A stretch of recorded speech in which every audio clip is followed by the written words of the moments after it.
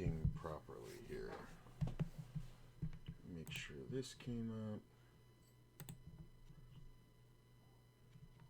Should be working. Yep, there it goes. All right. First wake up with me of the new year. Trying to build the routine. Been to the gym. Ready to get going. And we're on to, looks like, this is still the flop section, exploitative adjustments. So we've gone through all this other first stuff about ranges and pre-flop. Now we're going to talk about the adjustments you make to GTO, and this is where you make the money using a GTO format.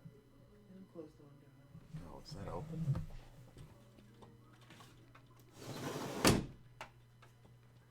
Some jackass has his radio going. All right, let's make sure this is on. All right. Hey, Chloroform, what's up? Here right away. How you doing? Told you I was doing one. Now let's discuss making exploitative adjustments. So far, everything we've discussed for the most part presumes the opponents play a reasonably strong, fundamentally sound strategy. I know we've discussed adjustments a little bit so far, but we're going to go into it now because your opponents will not play perfectly. And while playing the fundamentally sound strategy against them before you know what they do wrong, it makes a decent amount of sense. Once you know what each of your specific opponents does incorrectly, playing the GTO strategy does not make sense. You're just going to leave a lot of money on the table. Understand that each player is very unique, so you're going to need to pay attention, take notes, and then adjust accordingly to whatever they do incorrectly. While each player will do very specific things wrong, like let's say you have a tight aggressive player, who, whenever they have a hand like aces, kings, or queens, they will literally never fold it for any amount of money by the river. You may have other tight aggressive players who will always fold aces, kings, and queens by the time you get to the river. Understand that these players are similar but different, right? And, we could go into exploitative adjustments for days and days and days discussing how to discuss all sorts of specific types of players. But I'm going to break them down into a few broad categories, and you're going to have to use your brain to figure out exactly how to adjust your specific opponents, what categories they fall into, and if you should adjust further from what I'm going to recommend here. I do want to make it perfectly clear, though. First, when you're playing against a fundamentally sound player, someone who plays well, someone who you think is not making all that many mistakes, which very often will be a lot of your good, strong opponents at the high-stakes games, you should play the fundamentally sound strategy. Even if there is some flaw, some hole in their game, you may not even be able to pinpoint it. So this is the thing where people talk about, like, it comes up often, and I've heard Doug Polk reference it, where so you play a hand, or somebody tells you a hand history, and they're like, okay, so I'm in first position, and this guy, I open, and this guy 3-bets me on the button. And 3 hands ago, I saw him 3-bet somebody with 7-8 offsuit on the button. And then after that, he blah, blah, blah. And eventually you got to interrupt him and be like, okay, are we talking about this hand or the hand from before?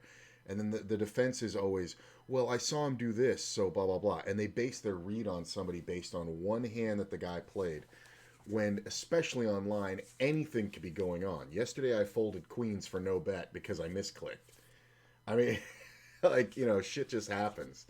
And people base it on that. So I think what Jonathan Little's referencing here is that while you want to make adjustments, you don't want to change your whole perception of somebody or get a perception based on a few actions. You need kind of dozens and dozens of examples of somebody doing something fundamentally incorrect before you can count on it in how you play.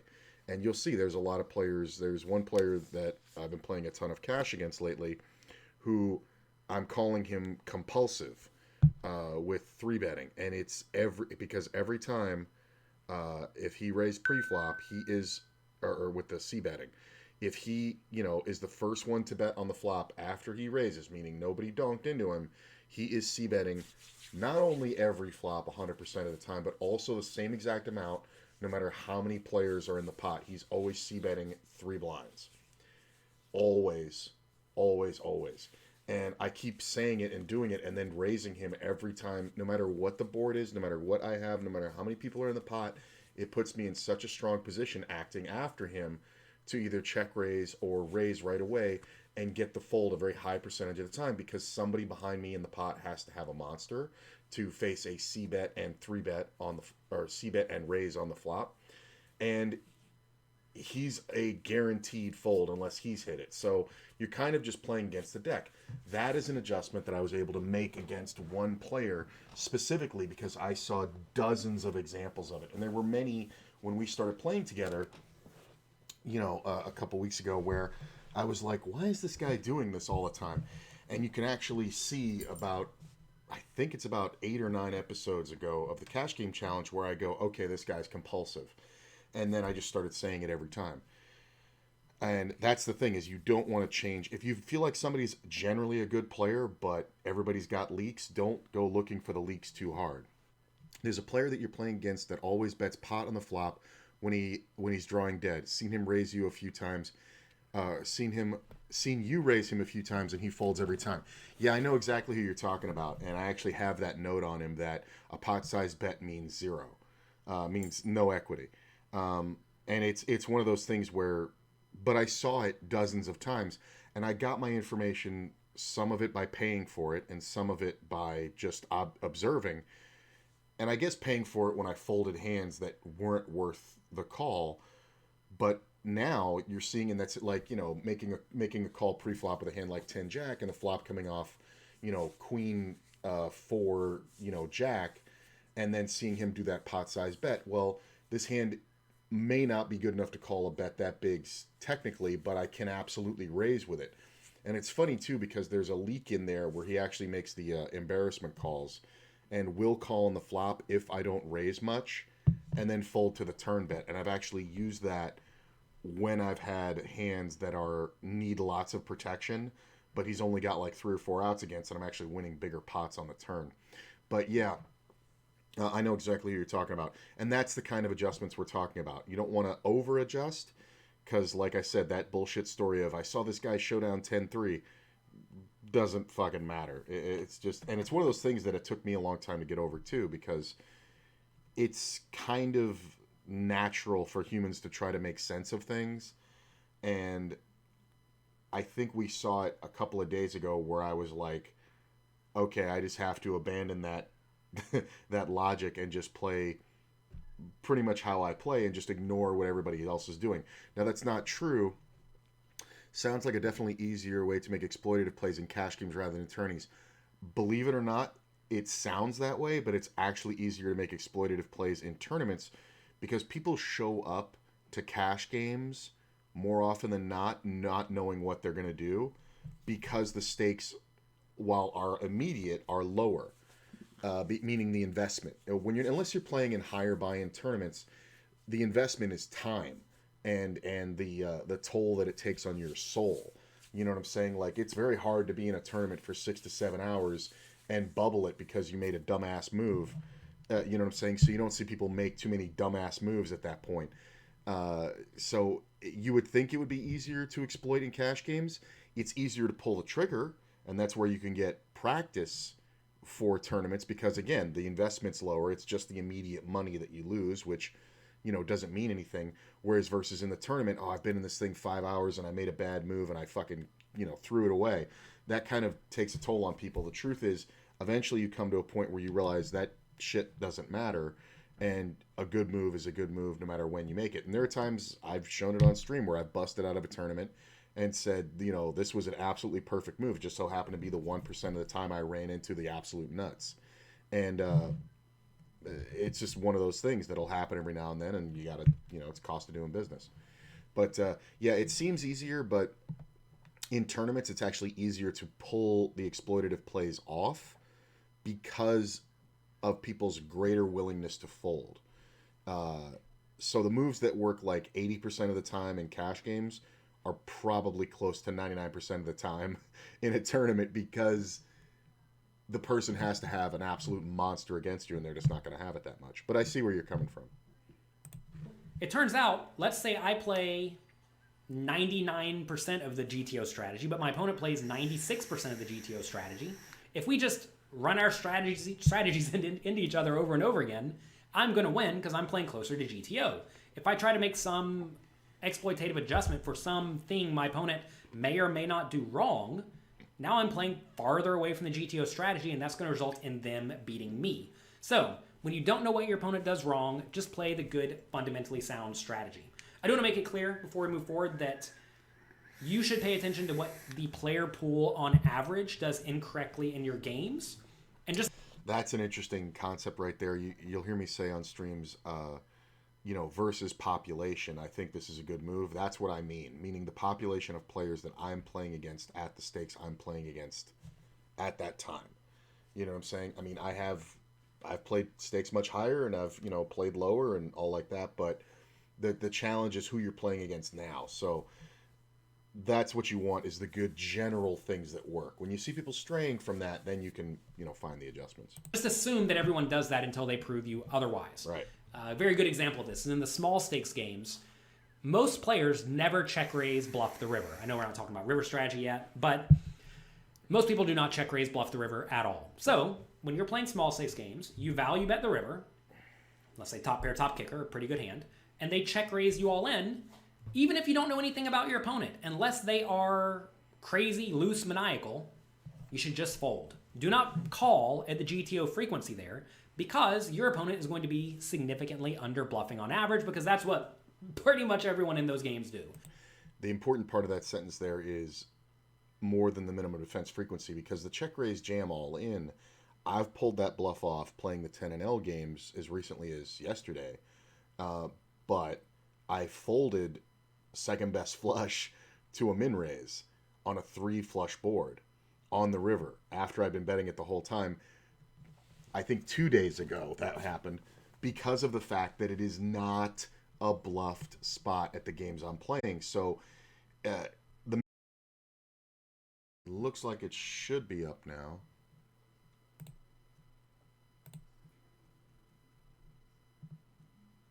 Yep, there we go. Okay. Cool, got it. Yeah, a little weird thing there. I don't know what that was. Cool. All right. So the point of that is that in that spot, I'm defending that river check raise much less than the minimum defense frequency, because it's just not a thing that happens. And here's the thing. Even if somebody watches this, and even if I know that they watch this, and even if they decide to pull this off on me, they're going to have to find the very specific situation where I'm going to value bet a river and they can check raise me, which means they're going to have to be playing against me in a situation where I'm going to more than likely be raising pre-flop, betting the flop, betting the turn, and betting the river. And by the time that happens, all the money's going in. So, I mean, if I have 10% of my stack left, I'm not folding, but for a significant, min raise where it's cost me another 50% of my chips, I'm not going to call, even though I should with the second nuts, because population severely under bluffs. That's one of those general reads you can make, and it's just an extreme example, really. It's never going to happen. So definitely look for things that players in your specific games do wrong. And the tough thing for me as a teacher here is that I don't know what people in your specific games do wrong.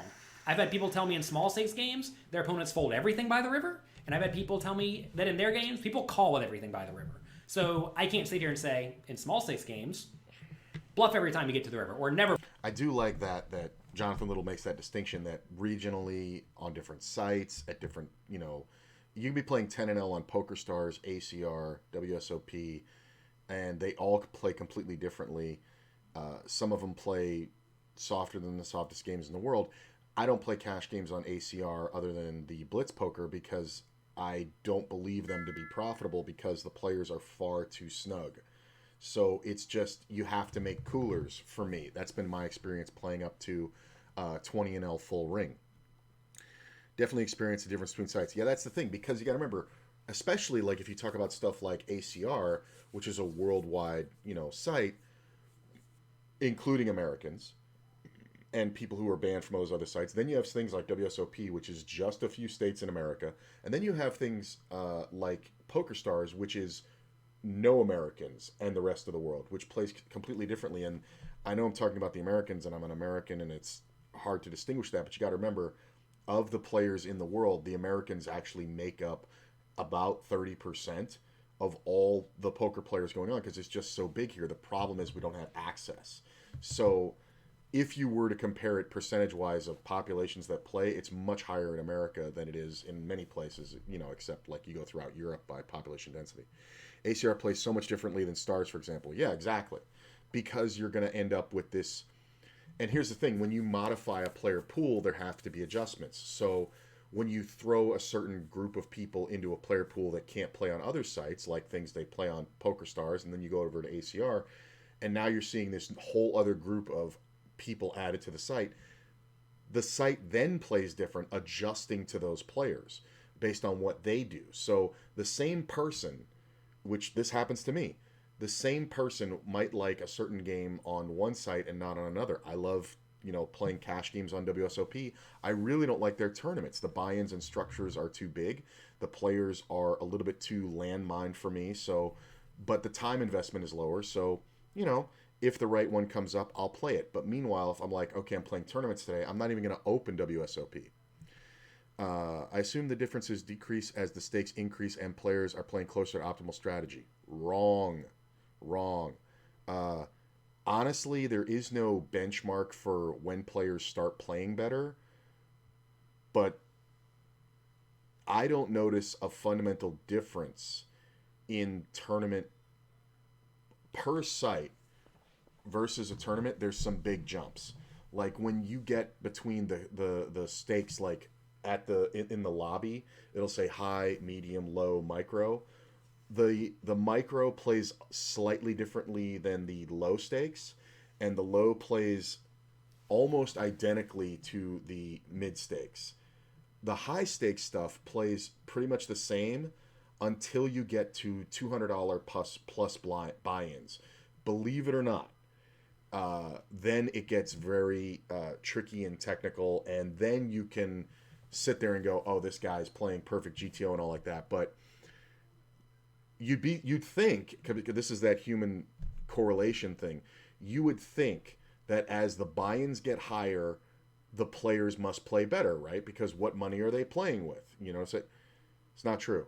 It's not true, because some people just have jobs.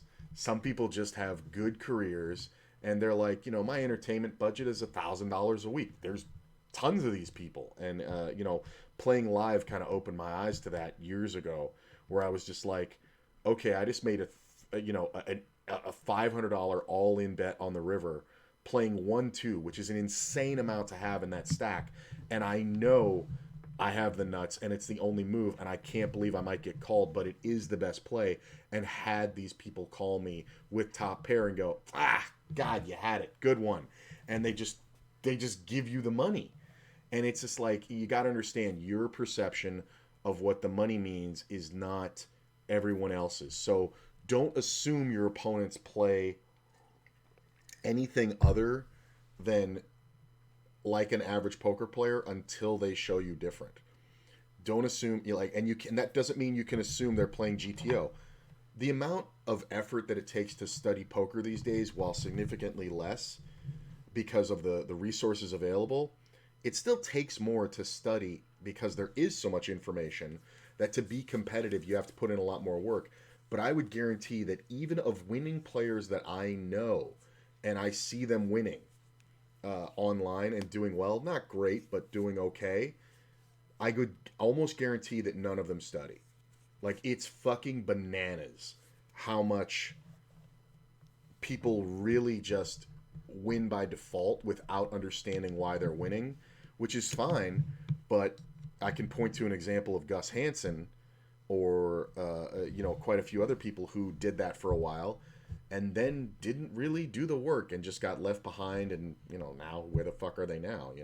And I'm sure now Gus studies and all like that, but there's been sightings of him. But then you look at guys, if we're talking about extreme examples, Tom Dwan or Doug Polk or Daniel Negreanu or people like that who put in, just tons of hours studying a week to be the best in their field, you'd be fucking amazed, like, how many people, like, even this, I've gotten messages saying, somebody asked me for coaching, and I was like, I don't coach because it's not worth my time, because you're not going to pay me enough, because I'm not going to give you enough information.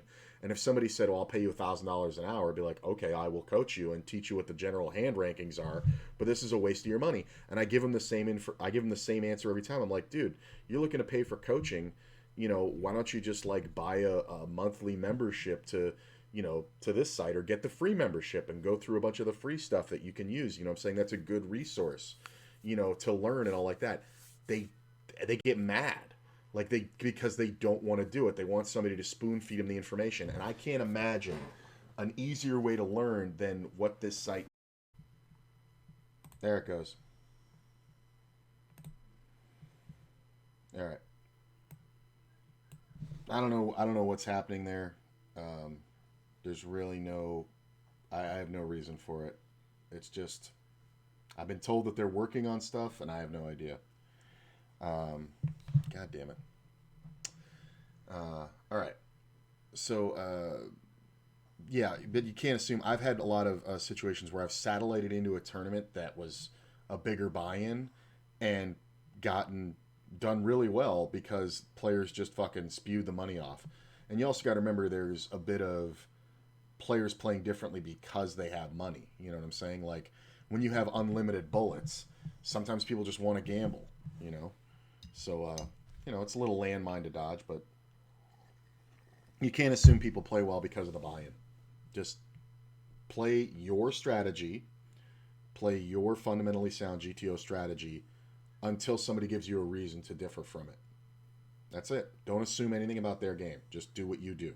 Never bluff when you get to the river, because that's not how people play in various regions, in various games, in various venues, etc. So you're going to have to pay attention, and you're going to have to figure out what your opponents do wrong, and you are going to have to make the exploitative adjustments.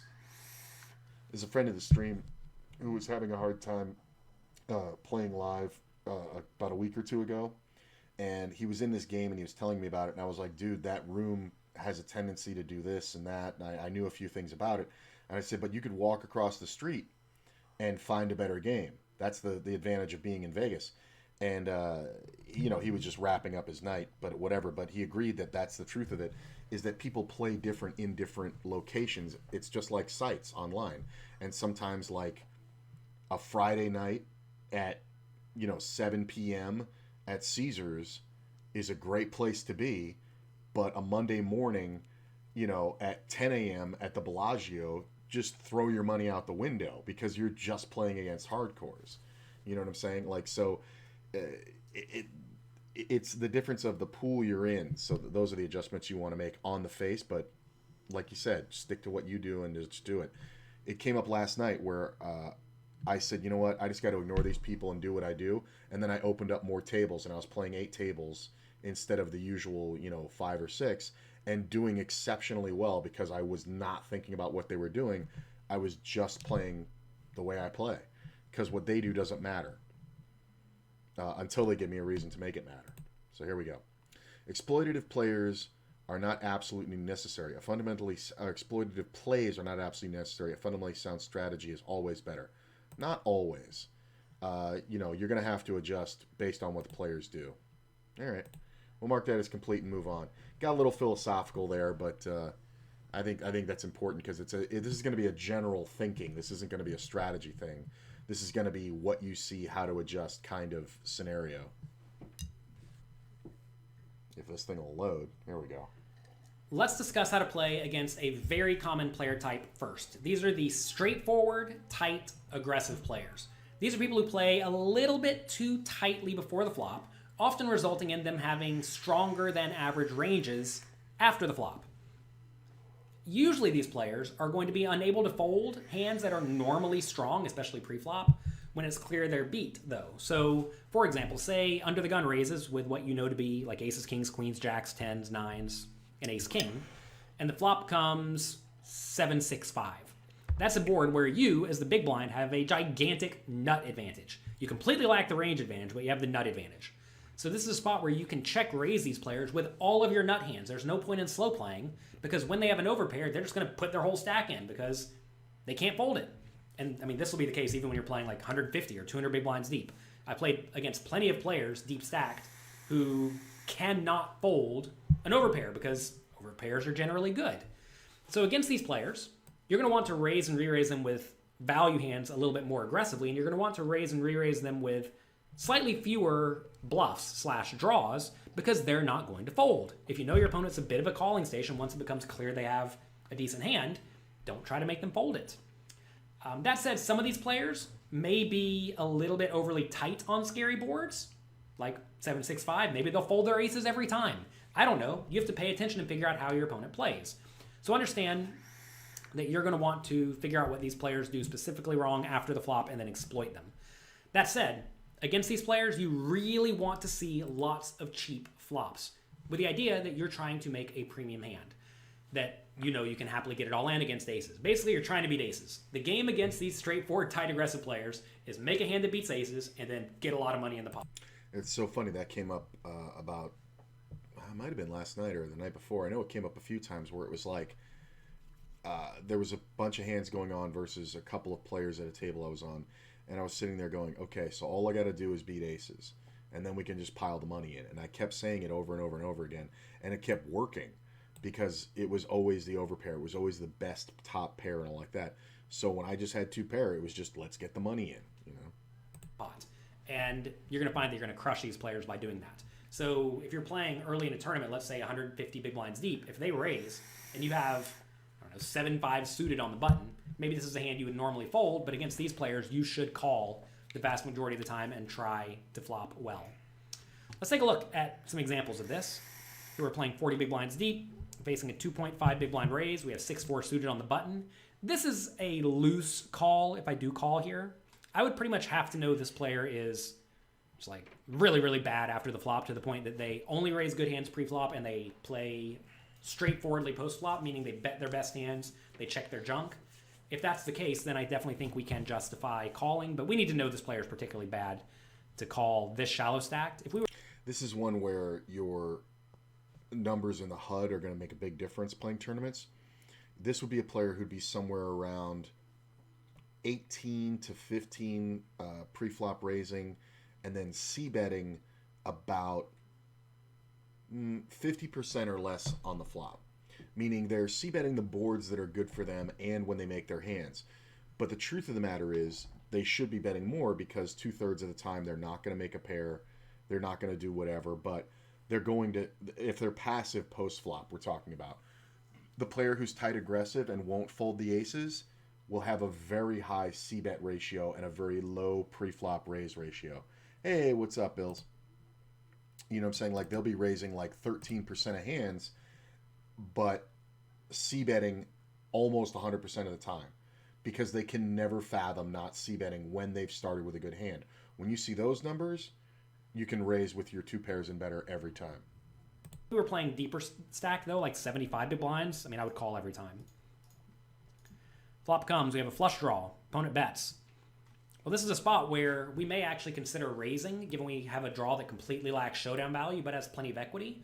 But you don't want to raise against this guy because this guy has aces, kings, queens, jacks, tens, or ace-king. And aces, kings, and ace-king are not folding, right? And even then, the underpairs may not fold for all we know. So this is a spot where you just call. If you knew your opponent's range was substantially wider, then you should be way more inclined to raise because they're going to fold a lot of the time.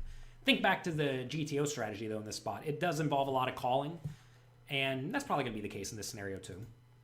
So we get there right on the turn. The opponent bets 1,000. And now ask yourself, do we want to raise or do we want to call?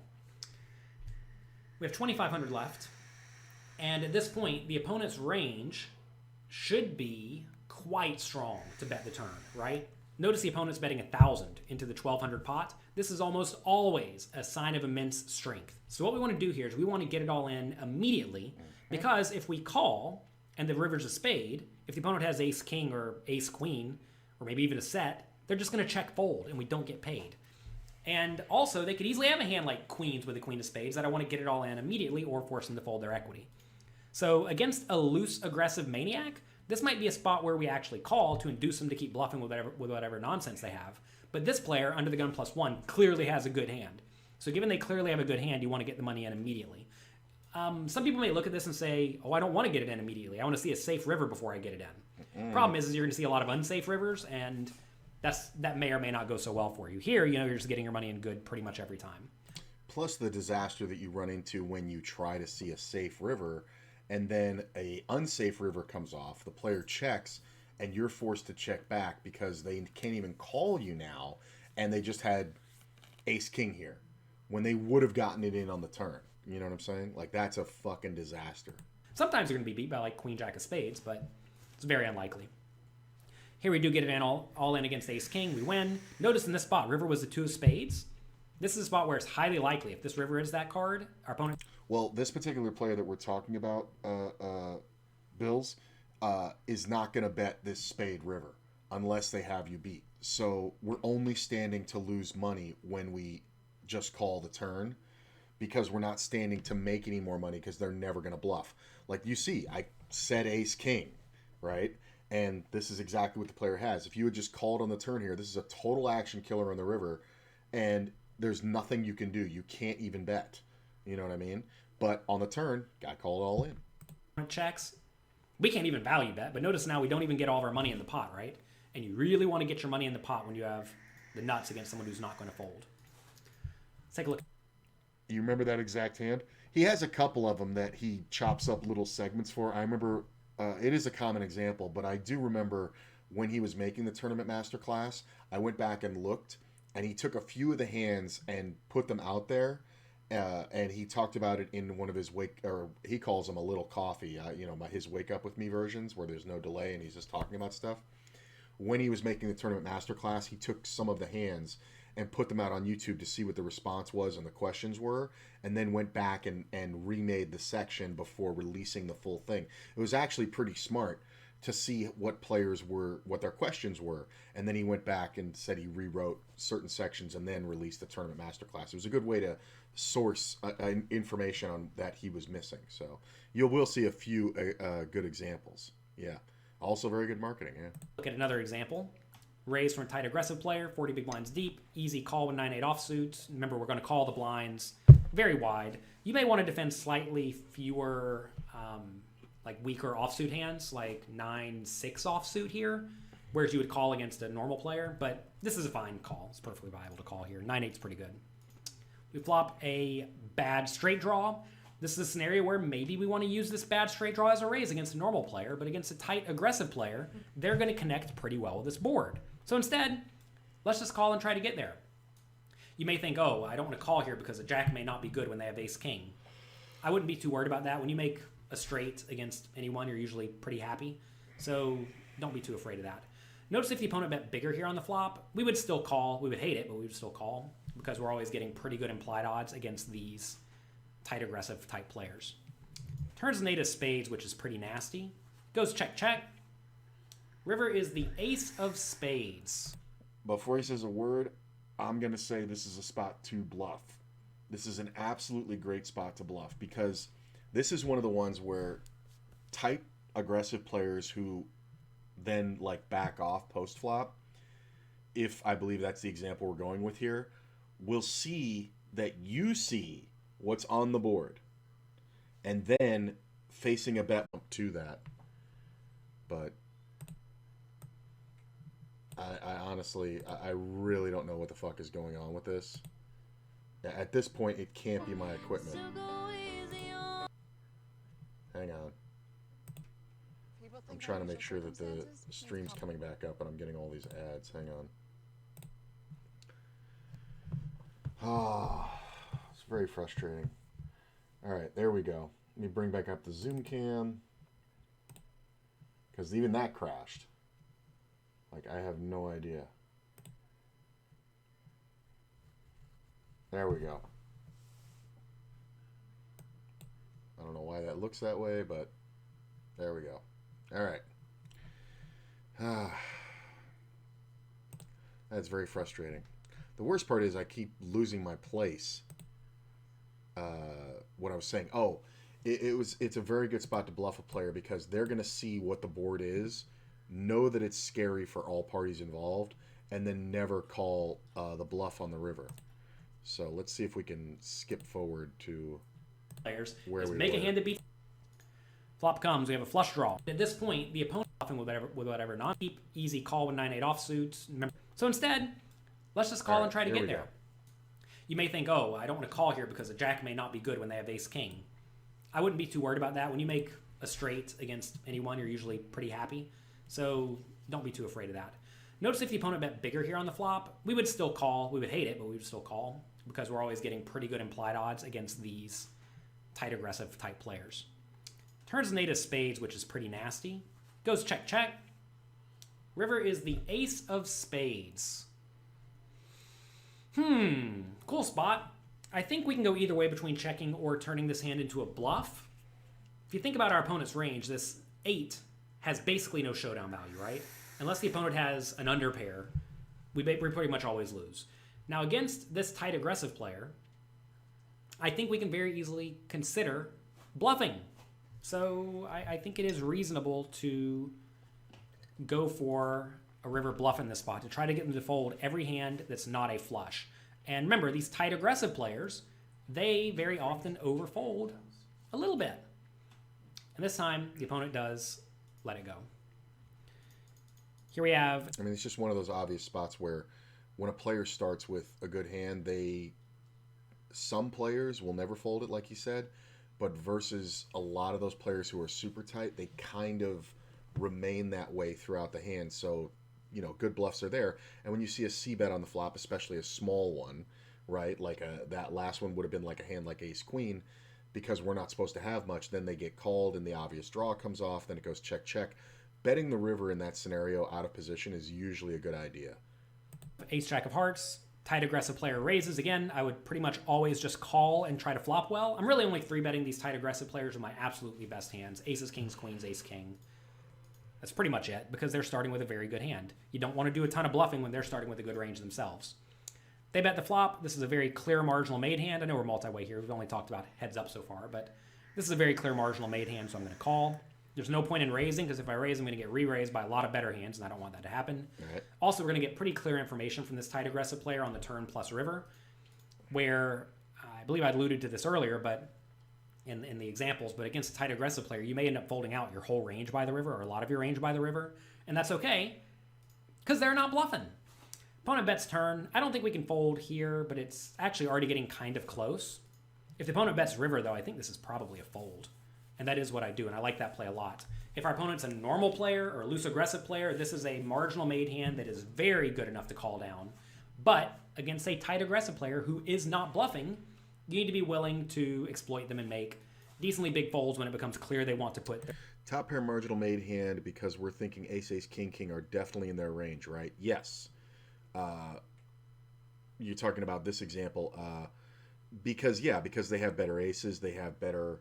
they have sets, they have stuff like that. And plus, when you're up against a tight aggressive player, that's why this is a call the flop, call the turn, fold the river scenario. Because, yeah, they're going to have some bluffs in them, but they're usually not going to 3-barrel it. You know what I'm saying? They're going to take their showdown value. But when a player like this, out of position is just betting, it's never really a bluff because they are starting with a good hand. And what good hands like this flop? Well, an ace. An ace likes this flop. So we kind of have the minimum ace here. Pretty much we're going to get beat if we face too much action. So on the flop, yeah, we can absolutely call. On the turn, we can still absolutely call, believe it or not, because there are some hands that are turning their hands into a bluff. There are some major draws. These are also the kind of players that'll have a hand like 10 jack suited here in diamonds and not back off because of that fact. There's also players here who on this river will check ace queen because they are afraid you're going to have a set. So when they go bet, bet, bet, it's at least a better ace than yours, but this is kind of an easy read. Tight aggressive players tend to really love ace king, and it's a great easy read you can make against them as far as when you should bluff and when you should, raise value hands and things like that. Their whole stack in the pot. That said, usually these players aren't going to want to put their whole stack in the pot. They're just going to do a lot of checking when they have something marginal, and that's going to give you really, really clear information and let you play really well. These are also not the scenarios where if he had bet the flop, bet the turn, and then checked the river, this is not a scenario to bluff or to bet for value, because your hand has tons of showdown value with ace-jack, and they're never going to call you with anything that you beat. So this is one of those ones where there is no point of betting. And you guys will hear me say a lot, what can call you here? Well, a bad player. True, but this is what we're not talking about a typically bad player. We're talking about a player who's too tight, which is bad, but not a fundamental flaw in their game. They're not going to sit there and call you with king-queen, whereas there are other times where players are going to bet the flop, bet the turn with king-queen, and then check the river, and then if you bet monstrous right here, they're just going to call you thinking, oh, this guy has a missed flush draw. I'm going to hero call him. That's not who we're up against in this specific example. So this is not one of those spots where I would be betting for any reason in a tournament on the river. If it went check, I would just check behind. Remember, when you know what your opponent does wrong, you can just absolutely crush them. And as long as you're paying attention and figuring it out, you will see a lot of players like this who pretty much only bet with their best hands and do a lot of checking with their marginal hands and their junk, and that's going to make your life very easy. You just have to listen to them when they're willing to put their money in the pot and make the adequate folds. All right, let's do the quiz. Tight aggressive player, you should raise or re-raise with slightly fewer bluffs. True, because they're going to be starting with good hands. Should you overfold to multiple streets of aggression from a straightforward tight aggressive player? Yes, because they are betting for value. They are straightforward. That's all there is to it. I'm going to mark this as complete. I want to see how long the next section is yet before I decide if we're going to continue here. So we've been going for about 45 minutes, and honestly, this is a longer section. It's only 10 minutes here, but it's going to take us about 30 minutes to get through. The internet problems are really frustrating. I'm going to try to get a service call set up today to fix the stuff. I might just need a new modem. Who knows? But I think that's a good part to start here. I don't know what the thumbnail is going to be, but this section in particular, let's see here. What is this called? Exploitative plays, or flop strategy exploitative plays, I believe this will be called. And this is probably going to take us 3 or 4 sessions to get through the whole thing, because it is a longer, exploitative adjustments. This is flop strategies. So maybe only take us another day if I can get my internet working right. But either way, I'm going to wrap it up. This will be all uploaded on YouTube. I'm going to cut out the disconnects for YouTube, so if you want to rewatch it, I would suggest you do it there. It'll be up in like an hour or so.